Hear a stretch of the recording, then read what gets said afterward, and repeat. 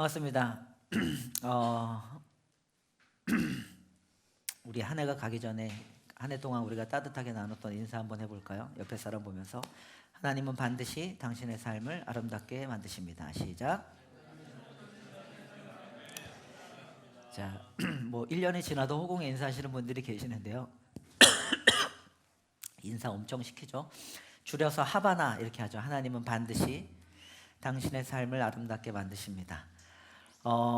옆에 사람 한번 보시면 그 1년이 지나도 변함없는 것 같죠? 별로 안 아름다워진 것 같고 그대로인 것 같은데 괜찮아요. 근데 제가 한 3년에서 5년을 여러분들을 지켜보니까 아름다워지더라고. 예뻐지더라. 하나님 앞에서 여러분들의 생각과 마음과 인격 그리고 성품과 행동하는 모든 걸음들이 되게 예뻐지더라. 아름다워지더라.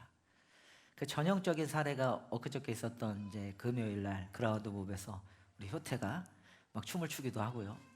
저 양반이 저를 꿈에도 생각 못했습니다. 아이들 앞에서 밤새도록 청소년을 섬겼던, 그리고 그 다음날 토요일 날 굉장히 초췌한 모습으로 같이 우리 히토시에서 일본 라면을 먹으면서 이렇게 나눴던 우리 그라운드 몹 선생님들을 보면 그것만 봐도 그 교회 와서 주여 부르는 거 보고 도망가려고 했던 청년이 이제 막 청소년들을 섬긴다고 밤새도록 헌신하는 모습 보면서 3년이 지나니까 한 사람이 하나님 안에서 얼마나 아름다워지는가라는 걸 볼 수 있었어요. 하바나, 하나님은 반드시 당신의 삶을 아름답게 하십니다. 그리고 또 비슷한 인사가 하나 있죠. 당신은 존재만으로 아름답습니다. 그죠? 우리 그동안 무베에서 항상 외쳐왔던 슬로건이었어요. 당신은 존재만으로 아름답습니다. 근데 이 두 가지 인사를 우리가 주고받으면서 올 2023년도 한 해를 보냈던 것 같아요. 근데 이제 2024년도에 또 새로운 인사를 하나 좀 추가드리고 싶습니다. 여기 이렇게 현수막에 보면 뭐라고 되어 있죠? 상처는 별이 되고 눈물은 비전이 됩니다. 뭐 들어보신 분이 있으실지 모르겠는데 제가 20대 때 되게 찌질하고 못나고 힘들고 상처 만났을 때에 이렇게 그 교회를 섬기면서 이렇게 인상 깊었던 한 문구였습니다. 예쁘죠? 저희 교회 별이 그 큰 별, 작은 별 두 분의 별이 계시는데 좋아요. 참 별이라는 이름이 참 이뻐요. 근데 옆에 계신 분들 보면서 이렇게 인사해 줄까요? 상처는 별이 되고 눈물은 비전이 됩니다. 자, 시작.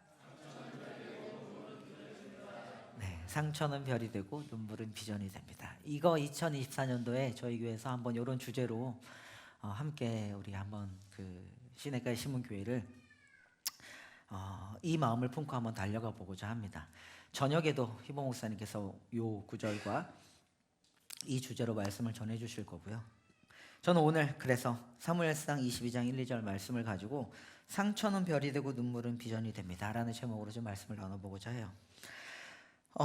여러분들 사무엘상이 나타나는 이 22장의 주인공은 다윗이고요. 다윗이라는 인물을 알죠. 다윗이 아직 왕이 되기 직전에 그 도망자, 그러니까 사울의 그 시기심, 제가 옛날에 시기라는 것에 대한 메시지를 줬는데 시기를 뭐라고 표현했는지 혹시 기억나요? 녹색 눈의 괴수라고 그랬어. 눈가리가 녹색으로 초록색으로 바뀌어서 어떻게든 저놈의 새끼를 잡아먹을까 이렇게 쳐다보는. 근데 사울 왕이 다윗을 그렇게 시기했어요. 녹색 눈의 괴수처럼. 한 나라의 왕이 이 다윗 한 사람을 잡기 위해서 온 나라를 뒤지면서 막 쫓아다닙니다. 그러니까 다윗은 어떤 신세였냐면 도망자 신세였던 거죠. 그래서 사무엘이라는 선지자가 아직 살아있을 때 이 다윗을 라마라고 하는 곳에 피하게 해주면서 다윗의 도망이 시작됩니다.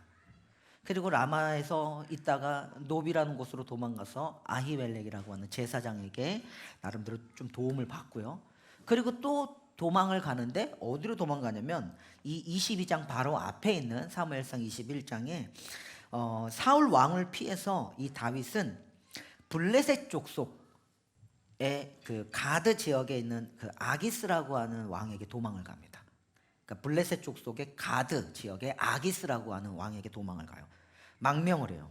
왜냐하면 이 아기스, 블레셋 족속의 아기스는 사울과 대적과 적대 관계에 있다고 생각했기 때문에 아기스에게 피하면 이제 사울을 피해서 자기를 보호해줄 거라고 생각했던 것 같아요. 그래서 다윗이 그쪽으로 도망을 갑니다. 근데 오산이었어요. 오히려 이 아기스가 다윗을 그렇게 호의적으로 바라보지 않았고 심지어는 이 아기스의 신화 중에 다윗을 이런 식으로 이렇게 표현합니다. 여러분들 그런 얘기 들어보죠. 사울이 죽인 자는 천천히요, 다윗이 죽인 자는 만만히로다. 이게 백성들이 다윗을 막 올려 세우니까 사울이 녹색 눈의 개수 막 시기했다 그러잖아요. 이 이야기를 아기스의 신하가 아기스 왕에게 들려줍니다.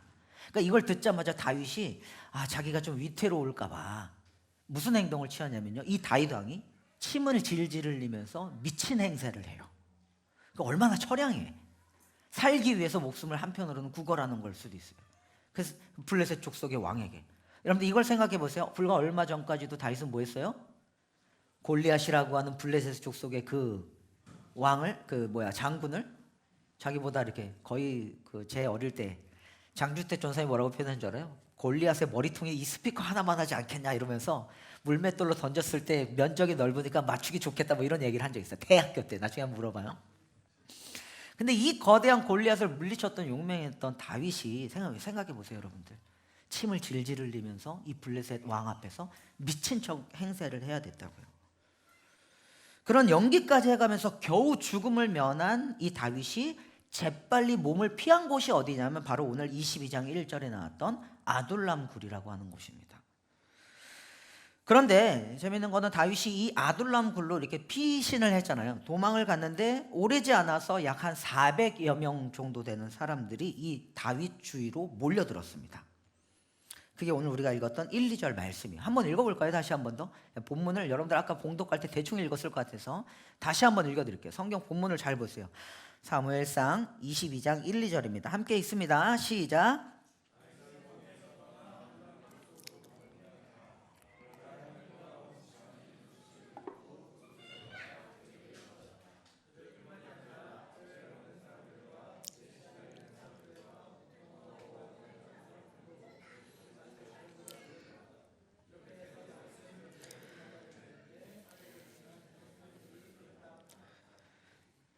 몇 명이 몰렸다고요? 400여 명이나 되는 사람들이 아둘람 굴이라고 하는 곳으로 모였습니다. 실제로 고고학자들이 아둘람 굴을 봤더니 진짜 한 400여 명 정도가 들어갈 수 있는 굴이라고 해요. 그래 우리는 여러분들 이 다윗이 아둘람 굴로 도망갔는데 이 도망자 신세인 다윗에게 몰려들었던 400명의 사람들과 함께 어쩌면 다윗은 이제 이미 건너지 못할 강을 건넌 거예요. 그 전까지는 혼자서 피신했다면 400명의 다윗의 추종 세력이 생긴 거야. 그러니까 사울 왕 입장에서 어떻겠어요? 본격적으로 다윗이 이제는 뭔가의 세력을 형성했다고 생각하지 않겠어요? 건널 수 없는 강을 건넌 거야. 우리는 이 사람들, 이 아둘람 굴로 모여든 사람들을 따라해 봅시다. 아둘람 공동체. 이렇게 좀 불러볼 수 있을 것 같아요. 아둘람 공동체. 어떤 사람들입니까? 여러분들 이런 사람들이요. 쫓기고 도망간 인생 가운데, 쫓기는 인생, 뭔가 도망을 쳐야 되는 인생 가운데 만난 사람들이 400명이었어요. 제가 작년에 들었던 굉장히 멋있는 표현 중에 하나가 뭐냐면 이 사람들을 저는 이렇게 좀 표현해 봐도 좋을 것 같아요. 따라해봐요. 길 잃은 동지들. 멋있죠? 쫓기고 도망친 사람 가운데 다들 길을 잃었는데 그들끼리 서로 만난 거야. 길 잃어버린, 길 잃은 동지들. 본문은요, 오늘 사무엘상 22장 2절 말씀에 본문은요, 다윗에게 몰려든 사람들을 이렇게 묘사하고 있어요. 한번 22절 띄워줘 보세요. 거기 보면 어떻게 표현되어 있냐면 압제를 받는 사람들과 빛에 시달리는 사람들과 원통하고 억울한 일을 당한 사람들이라고 이야기합니다. 이게 누구예요? 이 아둘람 공동체의 실체였어요. 굉장히 대단한 장수들이 모이고 막 능력 있는 사람들이 온 게 아니라 하필 처량하게 도망치고 있는 이 길을 잃어버린 다윗에게 몰려든 사람들이 어떤 사람들이었냐면 성경을 보면 압제를 받는 사람들, 빛에 시달리는 사람들, 원통하고 억울한 일을 당한 사람들이라고 이야기한다고요. 근데 이것은 뭐냐면 아둘람 공동체에 대한 이 사회학적인 단평입니다. 그들은 그런 사람이었어요. 압제받고 빛에 시달리고 원통하고 억울한 일을 당한 사람들이었습니다. 어떤 사람들이에요, 여러분들? 이스라엘 사회의 중심부에서 밀려난 변두리 인생들이었다고요. 주목해 볼 필요가 있어요. 사회에서 성공하지 못한 자들이었고요, 그들은. 그리고 그들은 거절당한 사람들이었고 실패한 사람들이었고 탈락한 사람들이었습니다. 다윗은 광야에서 이 아둘람굴을 비롯한 이 광야에서 약 10년 동안 바로 이런 사람들과 아둘람 공동체, 이런 사람들과 함께 보냈습니다. 그들은 함께 먹을 것을 구하고 함께 먹기도 하고 심지어는 함께 기도했고요. 이들과 함께 싸웠어요. 다윗이. 여러분들 제가 민규한테 그 선물해준 책이 있는데 그 책 정말 좋은 책이에요. 민규야, 꼭 읽어봐. 필독도서. 유진 피터슨의 다윗 현실의 뿌리 박은 영성이라는 책이 있습니다. 꼭 추천해요. 올해 꼭 한번 다 읽어보세요. 올해 큐티 본문에 열왕기 상하 요 본문이 뭐라고요? 맞다, 미안합니다. 저렇게 이렇게 대적하려고 그래. 올해가 아니라 내년에 꼭 한번 읽어보시기 바랍니다. 네. 잘 듣고 있는 거야. 아무도 막 안 듣는 거야. 여기 뭐 정신없이 듣고 있는 거야. 네, 분명히 올해 꼭 읽어보시기 바랍니다. 하루 남았어 이러잖아요.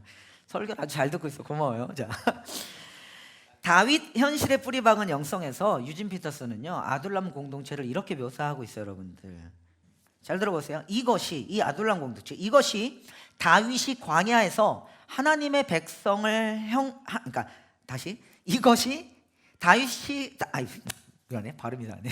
잘 읽어요. 이것이 다윗의 광야에서 하나님의 백성이 형성되는 첫 번째 모습이다라고 묘사해요. 그러니까는 다윗이 광야에 있을 때 하나님의 백성이 형성되는 첫 번째 모습으로 묘사된 게 아둘람 공동체인데, 그 사람들은 어떤 사람들이었어요? 압제당하고 빚지고 억눌리고 억압받는 사람들이었습니다. 변두리 인생들이 모여서 하나님의 백성이 형성된 거예요. 이게 중요해요. 근데 거기에 예기치 못했던 모습이 한 장면이 있다라는 거예요. 그게 뭐냐면 22장 1절 같이 다시 한번 띄워줘 보세요. 한번 읽어봅시다. 거기 보면 시작. 다윗은 거기에서 떠나 아둘람 굴 속으로 몸을 피하였다. 그러자 형들과 온 집안이 그 소식을 듣고 그곳으로 내려가 그에게 이르되. 저기 누가 와요? 형들과 집안, 다윗의 형들이 와요. 다윗의 집안 사람들이 그쪽으로 몰립니다. 이 400명 안에는 다윗의 형들과, 그러니까 친척들이 포함되어 있던 거죠. 근데 여러분들, 우리가 아는 다윗의 가족, 다윗의 형들을 생각해 보면 이게 되게 쉽게 납득이 가지 않는 사건이에요. 왜냐하면 생각해 보세요. 다윗이 왕으로 기름 부음 받는 장면이 사무엘상 16장에 나오는데 다윗이 막내였죠. 다윗이 막내였습니다. 다윗의 큰형이 있었는데 장남 엘리압이 있었거든요. 근데 이제 이 사무엘이라는 선지자가 사울을 대신해서 다윗에게 기름을 부을 때 장남의 엘리압부터 다 지나게요. 나머지 형제들이 차례대로 다 지나가는데 이 형들이 다 거부된 다음에 마지막에 다윗이 왕으로 기름 부음을 받아요. 이거는 형들에게 있어서는, 그러니까 형들과 다윗 사이에서의 어떤 질투를 유발할 수 있고 이 관계를 온전하지 못하게 만들 만한 충분한 사건이었어요. 그렇지 않습니까? 막내를 그렇게 띄워준다? 장남으로서? 그 막내가 당연히 이렇게 건장하고 체구도 좋고 막 외모도 진짜 멋있는 엘리압이 당연히 왕으로 기름 부음을 받아야 되는데, 저 왜소해 버리고 별 볼름, 당시에 심지어는 양치러 가 있던 이 목동을 불러다가 이 막내에게 왕으로 기름 부음 받는 이 장면들을 보면서 형들은 시기하지 않았을까? 그러니까 결코 이들이 웃으면서 회상할 수 있는 사건이 못 됐어요. 이거는 심지어는 몇 년이 지나고 나서 다윗이 집에서 먹을 것을 싸가지고 그 당시에 골리앗과 대치를 하고 있던 이 사울 군대의 이 형들에게 찾아갔을 때에도 장남 엘리압은요, 버럭 화를 내면서 다윗에게 욕을 퍼부었습니다. 그리고 그를 멸시했어요. 뭐라 그랬는 줄 아세요? 이 지루한 양치기 일에서 벗어나 군인들 근처에서 어슬렁거리면서 신나는 싸움 구경이나 하러 온 것이 틀림없다고 다윗을 비아냥거리고 조롱했던 거죠. 그러니까 여러분 생각해 봅시다. 다윗이 아둘람 굴에 피신해 있을 때 그의 친척들, 형제들이 왔어요. 엘리압과 나머지 가족들이 아둘람에 나타났을 때 다윗은 무슨 생각을 했을까요? 그들이 나름대로의 어떤 충실함과 애정의 표시라고 생각하지 못했을 거예요. 단순히 좋은 마음으로만 여기 오진 않았을 거라고 생각했을 거라고요. 어색했을 거야. 근데 아마 실제적으로 그 엘리압과 다윗의 친척들은 여러분 이런 생각을 했을 수도 있어요.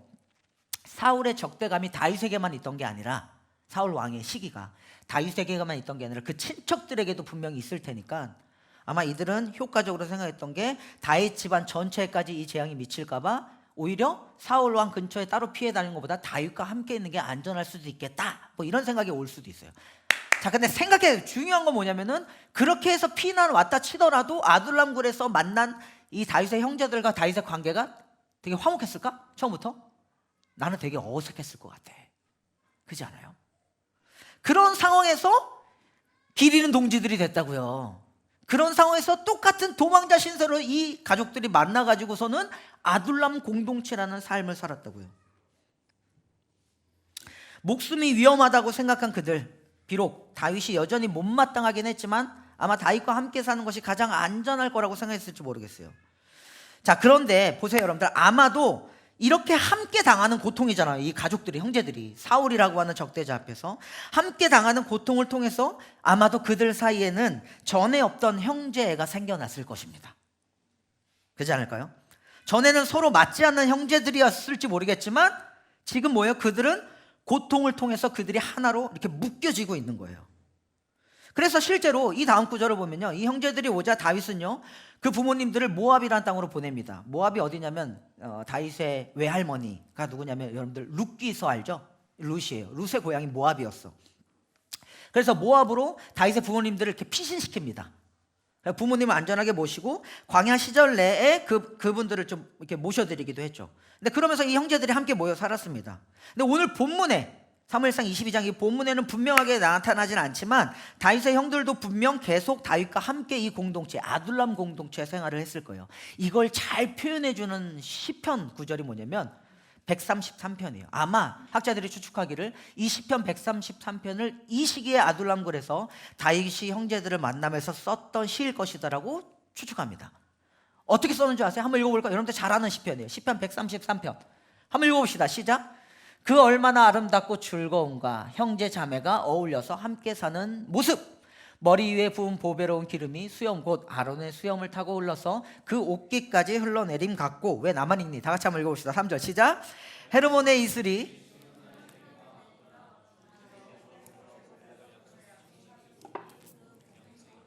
느껴지세요? 1편 이게 133편 1절 다시 한번 읽어줘 보세요. 그 얼마나 아름답고 즐거운가. 형제 자매가 어울려서 함께 사는 모습. 보세요. 적대 관계에 있던 형제들이 함께 아둘람 공동체 안에서 고통의 시간을 함께 지나면서 이런 노래로 바뀌어지는 거예요. 얼마나 아름답고 즐거운가. 전에 있던 시기와 아픔과 뭐 질투와 서로를 배척하고 미워했던 이런 마음들이 이렇게 어떻게 보면 치유된 거죠. 회복이 된 거죠. 그러면서 함께 사는 아름다운 모습들을 보여주고 있는 겁니다. 사랑하는 여러분들, 저는 이 아둘람 공동체가 시냇가의 시문교회라고 생각을 했어요. 시심은요 초기에 저희 시냇가의 시문교회가 초기에 세우고자 하는 교회 그림에는 어떤 그림이 있었냐면 함께 사는 그림이 있었습니다. 같이 한번 살아보자. 그러니까 단순히 우리가 교회를 세우자 뭐 이런 마음만 있던 게 아니라 함께 소망하고 함께 꿈꾸면서 하나님 나라를 살아보자 뭐 이런 가치와 비전이 있던 거예요. 치열하게 싸우며 살아가는 어쩌면 사회 주변부로 밀려진 것 같은 우리가 혼자서 각계 전투 고군분투 하면서 혼자 싸우지 말고 그 아픔과 어려움들, 치열한 삶의 현장들, 여러분들이 가진 각각의 사연들 그거 함께 모여서 같이 한번 살아보자. 그래서 기억나요? 코로나 시기 때 음악하는 친구들 가능한 한 정재가 진짜 그 사업비 한번 정재가 그거 한번 이렇게 안산에서 지원할 수 있는 예술인 지원 사업 다 받을 수 있도록 한번 알아봐 그랬더니 진짜 정재가 애써가지고 여러분들 우리 한 10명 넘게 받았죠. 근데 그거 아세요? 그때 10명만 받은 게 아니야. 시은이는 어떤 사연으로 해서 못 받을 상황이었어요. 그것들을 이미 50만 원씩 지원 사업을 받은 친구들이 십시일반 모아서 시은이에게도 그 쉽게 말하면 받을 수 있도록 우리가 또 다른 지원금을 마련해 줬었고 함께 어울려 사는 모습이었어요. 함께 사는 공동체를 꿈꿨다고요. 그게 교회의 그림이었습니다. 마치 여러분들 나의 아저씨, 안타까운 사연이지만 나의 아저씨에 나오는 정인의 포차처럼 어떻게 보면 그 술집으로 보여졌던 이 밤에 모여진 그 포차가 저에게 있어서는 그 공간이 단순히 포차가 아니라 어른이 될수록 무겁게 느껴지는 인생의 고단함을 때로는 가족, 친구라는 이 공동체적 관계 속에서 풀어내는 그런 쏟아내는 자리라고 생각했던 거예요. 그 공간이 같이 축하해주고 같이 울어주고 때로는 신나게 싸우기도 하고 그래도 멋지게 풀어낼 수 있는 공동체. 그러면서 삶의 무게를 함께 나눠지는 사람들 말이죠. 시심이 3년 전에 7, 8명으로 시작했습니다. 3년 전에요, 불과. 그리고 어느새 80여 명의 사람들이 이곳에 몰려들어서 공동체를 이뤘습니다. 올 11월을 지나면서 문득 저는 무슨 생각이 들었냐면요, 어쩌면 우리 시심이 이 아둘람 공동체처럼 환난당하고 빚지고 억울하고 억압받는 사회 주변 변두리에 몰려든 사람들이 모여든 어떻게 보면 이 아둘람 공동체가 우리가 아닐까라는 생각을 가져본 거예요. 여러분들 그런 마음으로 한번 오늘 본문을 계속 들어보세요. 그러면 여러분 이런 이야기를 해볼 수 있을 것 같아요. 아둘람 공동체는 어떤 사람들이었을까요? 그들은 어떤 가치와 어떤 의미와 어떤 목적을 가지고 이들은 살아냈을까요?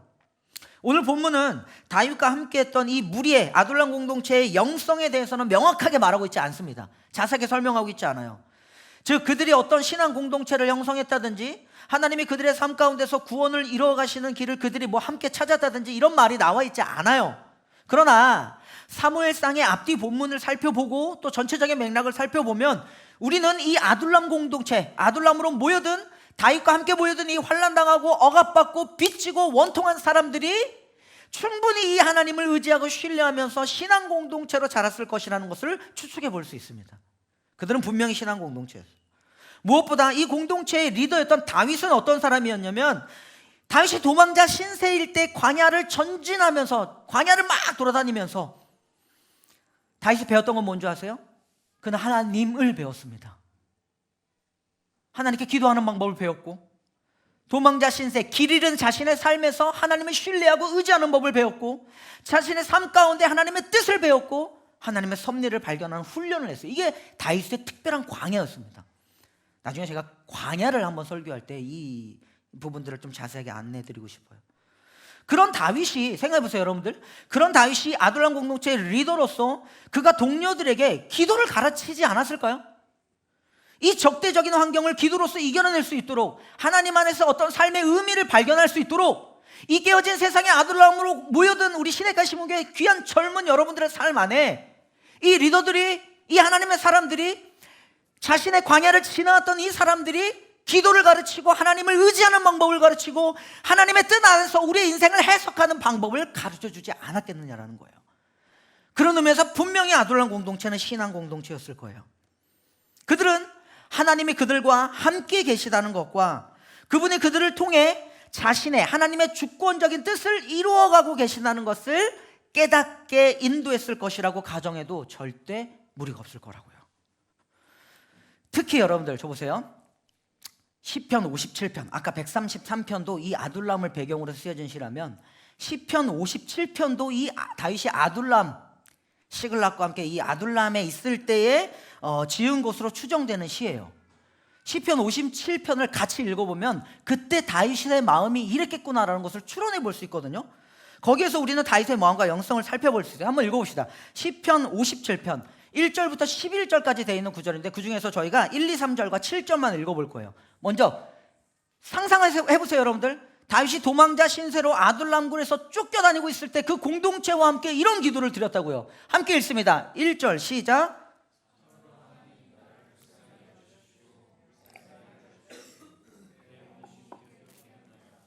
이 재난이 지나가기까지 내가 주님의 날개 그늘 아래로 피합니다. 2절 크게 시작. 가장 높으신 하나님께 내가 부르짖습니다. 나를 위하여 복수해 주시는 하나님께 내가 부르짖습니다.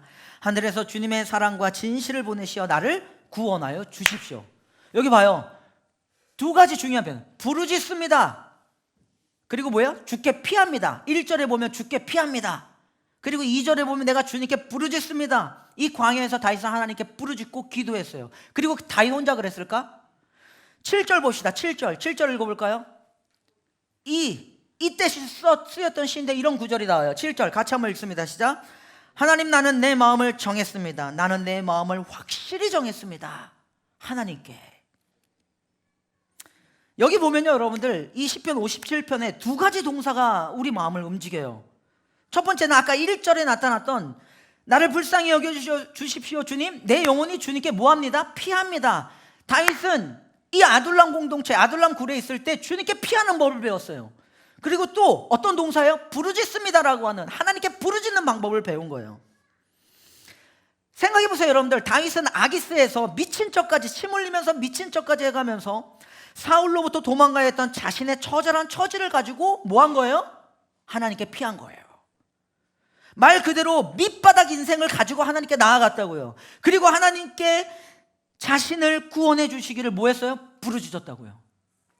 여러분 사랑하는 시인 보세요. 20대 때 변두리로 밀린 것 같은 비치고 원통하고 억압받고 상처받았던 저와 여러분들의 문제들을 근본적으로 우리가 어떻게 이러냐면 주님께 피하고 주님께 부르짖는 것밖에 없다고요. 또 7절에 보면 이런 구절이 있어요. 아까 저희가 읽었던 7절 다시 한번 읽어봅시다. 함께 큰 소리로 읽겠습니다. 시작.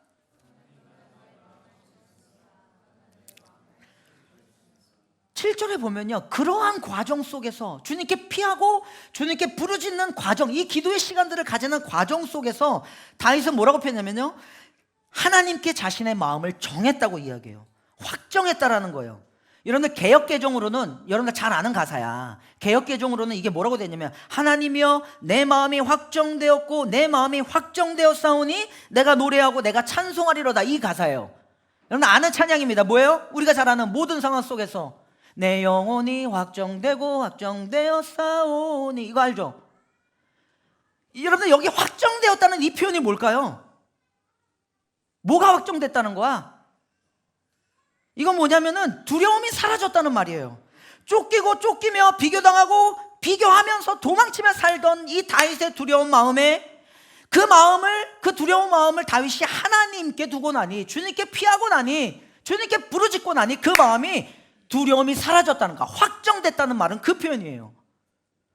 마치 우리의 영혼이 닻을 내리듯이 하나님께 고정, 이 마음이 하나님께 확정하고 나니 이 세상에 상처받은 우리의 마음이, 두려운 우리의 마음이, 모든 환난과 두려움들이 뭐예요? 모두 사라졌다는 말이라고. 이게 확정되었다. 여러분들 주목해 보고 싶은 게 이거예요. 아둘람에서의 이 기도와 강구로 하나님께 피하고 하나님을 전적으로 의지하는 삶을 살았던 이 다윗이, 그런 삶을 다윗 혼자 살았을까요? 생각해봐요. 혼자 살았을 것 같아? 시심의 리더십들이, 먼저 이 신앙의 본을 보였던 선배들이 그 치열한 싸움을 해가면서 지 혼자 그냥 그 삶을 살았을 것 같아? 하나님이 봐봐요. 이 광야 때 얼마나 치열하게 살아. 심지어는 목사님 기도 안 하니까 데리고 막 기도하라고 혼자서 새벽 기도 막 선포해버리고, 막 지난주에 막 철회한다고 막 외치고, 얼마나 멋있어 사실. 근데 그게 여러분들 전이가 되잖아요. 그 깨어져 있는 한 사람의 마음이 함께 기도하게 만들고, 기도하는 과정 속에서 하나님 안에서 우리의 인생의 의미를 찾게 만들고, 이게 아둘람 공동체가 가졌던 공동체적 신앙의 영성이었다고요. 다윗이 하나님을 전적으로 의지하고 피하고 주님을 부르짖는 삶을 혼자 살았을까요? 절대 그러지 않습니다. 다윗은 이러한 삶을 아둘람 공동체와 함께 나눴던 거예요. 그게 이 표현이에요. 저 보세요. 함께 광야에서, 이 광야에서 함께 먹을 것을 구하고, 함께 먹었고, 함께 기도했고, 함께 부르짖고, 함께 이 깨어진 세상을 치열하게 살아냈던, 이곳으로 몰린 이 상처받은 사람들이 다윗과 함께 부르짖고 하나님께 피하면서 뭘 받았다고요? 확정된 마음을 받았다고요. 교회는 그런 곳이에요. 여러분, 우리가 교회 와서, 시냇가 신문 교회 여기 우리 함께 모여서 뭘 해야 합니까? 이 확정된 마음을 하나님께 받고 세상의 모든 두려움을 이겨내는 것입니다. 무슨 말입니까? 공동체적인 치유가 거기에서 일어난 거죠. 동시에 여러분들 보세요. 우리는 이 아둘람 공동체를 이렇게도 볼 수 있으면 좋겠어요. 이 공동체는요, 유진 피터슨의 표현에 의하면 이래요. 우리는 이 공동체를 하나님의 거룩한 백성의 태아로서 볼 수 해야 된다. 이게 무슨 말이냐면 이런 거예요. 여러분들 저 보세요. 환난당한 자, 빚진 자, 원통한 자들로 이루어진 이 집단이 사실은 하나님의 손에 의해서 이루어진 백성이라는 것을 우리는 볼 수 있어야 된다고요. 아멘? 굉장히 중요합니다. 이게 하나님이 일하시는 방법이라고요. 무슨 말이냐면, 즉 환난당한 자, 빚진 자, 원통한 자들로 이루어진 이 아둘람 공동체의 정체성은 이들이 어디서 왔고 무엇을 했는가가 아니라 하나님이 그들 안에서 또 그들을 위해서 무엇을 하셨는지에 의해서 규정된다고요. 아멘? 이게 저와 여러분들의 정체성이 되길 소망합니다. 아멘? 이 세상이 판단하는 기준으로 줄 세우게 하면서, 내가 기말고사 숙제 넣었잖아, 기생충, 그것으로 우리의 삶이 정의 내려지는 게 아니라, 그런 선으로 이 세상의 자본이라는 것으로 우리 여러분들의 정체성, 인격을 판단하는 것이 아니라 하나님이 여러분들을 위해서 무엇을 하셨고 어떤 일을 하실지라고 하는, 이게 저와 여러분들을 정의 내리는 분명한 정체성이라고요. 아멘? 보통은요, 하나님은 이런 사람들을 부르셔서, 환난당하고 빚지고 원통한 자들을 부르셔서 자기 백성 삼으십니다. 아멘? 그들을 신자, 제자, 예배 공동체로 부르셔서 뭐 하시는 줄 아세요? 이런 사람들로 하여금 하나님을 영화롭게 하고 하나님을 즐거워하는 백성으로 만들어 가신다고요. 아멘? 그럼 이게 복음이라는 거예요. 생각해 보세요, 여러분들. 생각해 보세요. 제발 기억해 봅시다. 주님이 올 한 해 저와 여러분들에게 어떤 일을 행하셨습니까? 상처받은 우리를, 환난당하고 빚지고 원통한 이 시대 청년들을 부르셔서 여기 모이셔서 우리 엄마를 서로 나눴던 인사가 그거예요. 상민, 우리가 왜 만나게 됐을까? 어쩌면 하나님이 우리를 이 자리로 모으시지 않았을까? 왜 하나님이 우리를 이쪽으로 부르셔서 상처받고 환난당하고 빚지고 원통한 이 시대 청년들을 이 자리에 모이게 하셔서, 또는 주목받지 못하고 사회적 변두리에 남겨진 우리를 하나님이 택하고 부르셔서 도대체 뭘 하고 싶으신 거냐고요. 주님이 하고 싶으신 게 뭘까요? 이거예요. 여러분들, 창조주 하나님을 영화롭게 하는 백성으로 만드시겠다고요. 아멘? 아멘? 그겁니다.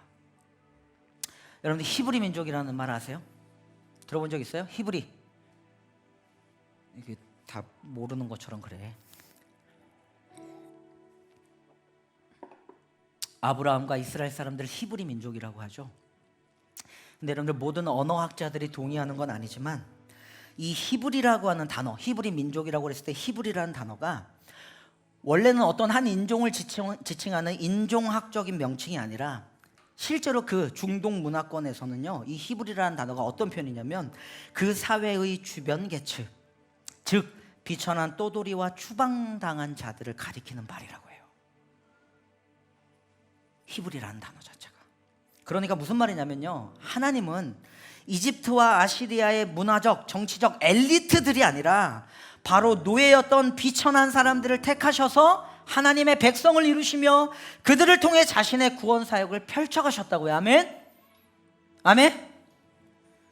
그런 의미에서 나는 우리 시심에게 이런 말씀을 드리고 싶어요. 엘리트가 아닌 당신이 하나님의 비전이라고요. 아멘? 옆에 사람 봅시다. 이렇게 인사해 주세요. 엘리트가 아닌 당신이 하나님의 비전입니다. 시작. 아니, 여기 우리나라에 0.1% 없잖아. 맞아. 그 다음에 또 하나 이렇게 인사해 주세요. 비천할지라도 당신은 하나님의 비전입니다. 시작. 그리고 손 꼭 잡으면서 이렇게 인사해 줘요. 하나님이 우리를 그렇게 부르셨습니다. 시작. 여러분들, 저 보세요. 여러분들 들으세요. 깨어나시고. 여러분, 뭐냐면 이게 하나님이 일하시는 일이지만 예수님도 그렇게 하셨어요. 그거 아세요? 예수님은요, 가난하고 미천한 자, 변두리에 있는 자들을 제자로 부르셨고요, 그들을 통해서 세상을 바꾸셨습니다. 아멘? 그들을 통해 상처받은 자들을 치유하셨고요, 하나님을 예배하는 백성으로 만드셨어요. 누가? 예수님이요. 실제로 여러분들, 예수님이 누구와 식사하시고 누구와 교제하시면서 함께 하셨는지를 절대로 잊어버리시면 안 됩니다. 아멘? 그분은요, 미안해, 내가 흥분했어. 그분은요, 사기꾼. 내 거야, 내 거. 내가 여기 줄을 당겼어. 하나님이 좀 살살하래. 근데 그래, 짜네. 보세요, 여러분들. 예수님이 누구하고 식사하시고 누구와 교제하시고 누구와 함께 하셨는지 절대 잊지 마시기 바랍니다. 주님은 사기꾼들, 창녀들, 곧 죄인들과 함께 먹고 마셨어요. 사회적으로 하류층이었습니다. 사회적으로만 하류층이었던 줄 아세요, 여러분들? 도덕적으로도 그들은 하류층이었어요. 저 보세요, 시심. 그래서 부탁드립니다. 제발 타인에 대한 높은 기준을 가지고 교회에 있지 마시기 바랍니다. 아멘? 그거 하지 마세요. 진짜 위험한 사람 될 수 있습니다.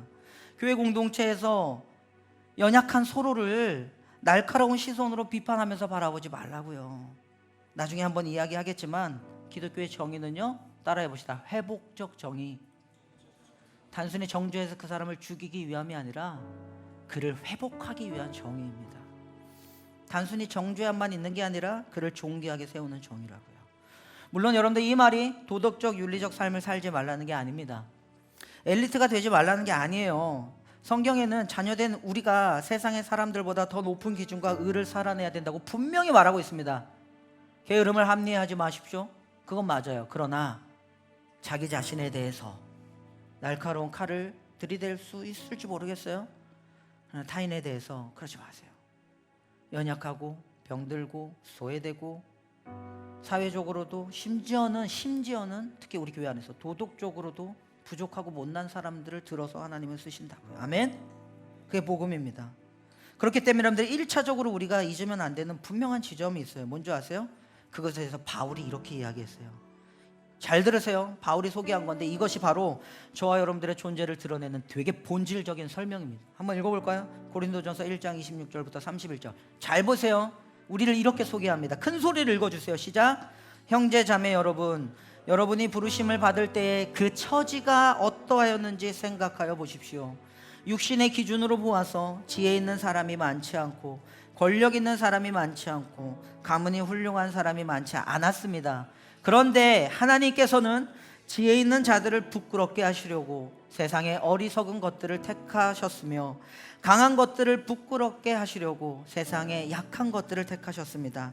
하나님께서는 세상에서 비천한 것들과 멸시받는 것들을 택하셨으니 곧 잘났다고 하는 것들을 없애시려고 아무것도 아닌 것들을 택하셨습니다. 이리하여 아무도 하나님 앞에서는 자랑하지 못하게 하시려는 것입니다. 그러나 여러분은 하나님의 자녀로서 그리스도 예수 안에 있습니다. 그는 우리에게 하나님으로부터 오는 지혜가 되시며 의와 거룩함과 구원이 되셨습니다. 그것은 성경에 기록되어 있는 바 누구든지 자랑하려거든 주님을 자랑하라 한 대로 되게 하시려는 것입니다. 아멘. 그러니까 여러분들 우리가 가져야 될 높은 기준이 있다면 그게 뭔지 아세요? 잘 들으세요. 미천한 우리를 택하시고 구원해 주시는 이 어린 양을 높이는 것이어야 한다고요. 아멘. 십자가와 부활의 은혜를, 이 어린 양을 높이는 은혜를 노래하는 예배자된 삶에서 참된 도덕과 윤리와 사회적 정의가 시작되는 거예요. 아멘. 이게 본질적인 우리의 실력이 되기를 소망합니다.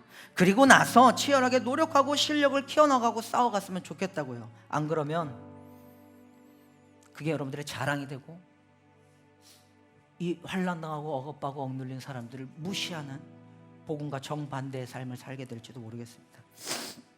그래서 한편으로 아둘람의 사람들은 어떤 사람들이었냐면 여러분들 비전의 사람들이었습니다.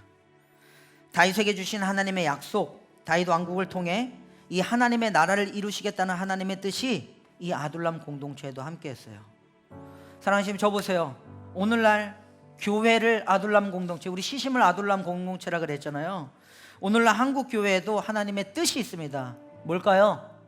하나님은 교회를 통해서 당신의 잃어버린 영광, 잃어버린 사람들을 교회를 통해서 찾으십니다. 무슨 말이냐면 저와 여러분들을 통해서 하나님은요 이 시대에 잃어버린 하나님의 영광을 회복하시길 소망하신다고요. 아멘. 그리고 잃어버린 자들을 찾으신다고요. 사랑받지 못했습니다. 또 사랑스럽지도 못한 어중이 떠중이들이 바로 아둘람 공동체 사람들이었어요. 압제받고 빛에 시달리고 원통하고 억울한 일을 당했던 이 사람들, 그러나 여러분들 사실은 이 아둘람 공동체 이 사람들은요 놀라울 만큼 사기가 충전한 집단이었다고 해요. 역대상 12장이라고 하는 성경에 보면요 이 시기에 모여진 이 아둘람 이 시글락이라고 하는 공동체를 전체적으로 크게 더 큰 의미로 봤을 때는 이 시기에 모여진 다윗의 군대를 역대상 12장에는 소개하고 있어요. 근데 나중에 한번 읽어보세요. 역대상 12장 1절부터 7절에서 정리되어진 괴갈적인 기록을 살펴보면요 우리는 그들이 얼마나 사기가 충전한 집단이었는지 알 수 있어요. 단순히 어중이 떠중이들이 아니었어. 그런 사람들이 모였을지 모르겠지만 그들은 굉장히 사기가 충전한 사람들이었고 충성스러운 사람들이었고 용맹한 사람들이었습니다. 그리고 그들은 다윗의 군대가 되었고요 다윗과 함께 싸워서 최종적으로 뭘 이루었냐면 다윗의 왕국을 이루는 하나님의 역사의 중심에 선 사람들이 되었다고요. 아멘. 누가? 이 아둘람 공동체 사람들이, 예수의 제자들이 그랬던 것처럼. 그래서 상처 많았던 아둘람 공동체의 사람들은요 뭐예요? 다윗과 함께 광야에서 그리고 그곳에서 하나님께 피하고 부르짖으며 하나님께 확정된 마음을 배웠습니다. 거기에서 비로소 아둘람 공동체, 우리가 서로 모여있는 이 공동체 안에서 비로소 서로의 상처를 치유하고 하나님의 뜻과 약속을 발견하면서 뭡니까? 비전의 사람으로 거듭난 거예요. 사랑하는 시심, 2024년 우리가 이렇게 살아보면 어떨까요? 바로 오늘 이 앞에 있는 슬로건처럼 저와 여러분들이 가지고 있는 상처가 별이 되고 다윗이 피하고 부르짖었던 것처럼 우리의 눈물이 비전이 되는 사람들, 바로 이 아둘람 공동체를 기억하면서 저와 여러분들의 젊음과 아픔을 치유하고 회복하면서 빛나고 아름다운 존재로 살아내보면 어떨까? 더 나아가 죽게 피하고 눈물로 부르짖으면서 하나님 나라를 살아내는 비전의 사람들이 되보면 어떨까 소망합니다. 아멘. 그러니까요 꼭 이 말씀 드립니다. 사랑하는 시심, 그리고 오늘 이 자리에는 다른 교회 다니는 분들도 오시는데 여러분들 교회 공동체를 떠나지 마십시오. 상처난 사람들이 모였기 때문에 사실 교회가 서툴고 부족하고 모나고 거칠 수 있습니다. 그러나 거기에서 뭘 배워요? 형제 연합이라는 것을 배우시고 하나님께 피하고 기도하면서 여러분들의 마음을 정하는, 확정하는 훈련을 해나가시기를 소망합니다. 아멘. 그 가운데 서로의 편이 되어주고 서로의 편이 되어주고 치유받고 회복되어서 하나님의 나라를 이루는, 마치 아둘람 공동체가 다윗의 군대가 되어서 하나님의 나라를 이루었듯이 우리 모두 주님의 뜻을 이루는 비전이 있는 2024년도 되었으면 좋겠습니다. 다시 한번 옆에 사람 얼굴 볼까요? 봐봐. 그리고 이렇게 인사해 주세요. 상처받고 억눌리고 억압받고, 또 여기 다 빚쟁이들이잖아. 여기 빚 없는 사람들 있나? 대한민국에서 빚 없는 사람들이 부자인데, 그죠? 빚 있는 여러분들의 손을 한번 꼭 잡아주시면서 이렇게 인사해 주세요. 힘내. 하나님이 함께 하시잖아. 그리고 이렇게 해서 올 한 해 수고했어. 내년도 힘내보자. 파이팅! 같이 한번 찬양할까요? 이 시간에 찬양하고 했으면 좋겠습니다.